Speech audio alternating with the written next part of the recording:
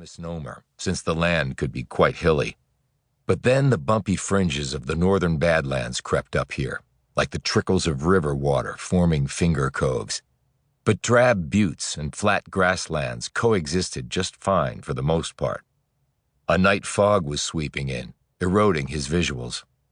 He frowned, and though he was a veteran at this, he felt his adrenaline spike.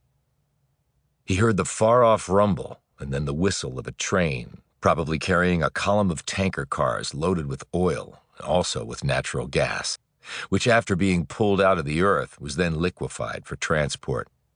The whistle sounded sad and hopeful to him at the same time. Then another rumble came. This time it was from up in the sky. A storm was racing in, as storms often did around here. He had to pick up the pace. He gripped his Winchester rifle tightly, ready to raise the night scope to his eye in an instant and to deliver, he hoped, the true kill shot this time. The next moment Parker saw something, 50 feet and to his left. A shadow, a shade darker than its surroundings. He looked down at the ground, shining his light there. Now he was surprised, and then puzzled. The bloody marks distinctly went off to the right. How could that be? His quarry hadn't suddenly developed the ability to fly. Yet maybe it had sharply changed directions up ahead, wobbling on weakened legs before collapsing. He trudged forward, wary of a trap. He drew within 15 feet of the spot and stopped. He squatted down again, and under the brilliant beam of his tack light, he took a long look around at the vast space in front of him. He even gave a behind-the-back look just in case his quarry had managed to outflank him and was sneaking up from the rear. Parker had fought in the First Gulf War. He had seen the crazy shit that sometimes took place when living things were trying to kill each other. He wondered if this was one of those times. Still squatting, he crab-walked forward to within 10 feet of the spot, then 5. He felt his gut tighten.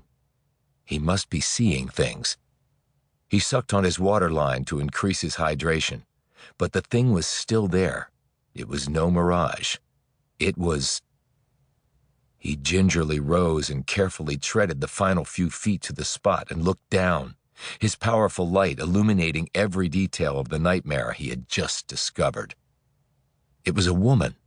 At least he thought it was. Yes, as he leaned closer, he saw the plump breasts. She was naked, and she had also been butchered. Yet there wasn't a drop of blood to mar the pristine ground around her. The skin covering her face had been cut from the back and then pulled down, coming to rest on the exposed bone of her chin. Her skull had been sawed open, and the top part removed and laid to the side of her head. The revealed cavity was empty.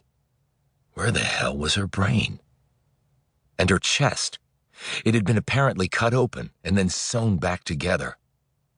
He glanced at the compact dirt around the body. His brow screwed up when he saw the distinct marks on the ground there. They seemed familiar to him. Next moment he forgot about these traces and slowly sank to his knees as it occurred to him where he had seen such suture patterns on a human chest before. It was called a Y incision. He had seen it in numerous TV cop shows and movies. It was the proverbial cut-up body on the slab in the morgue, only he wasn't in a morgue.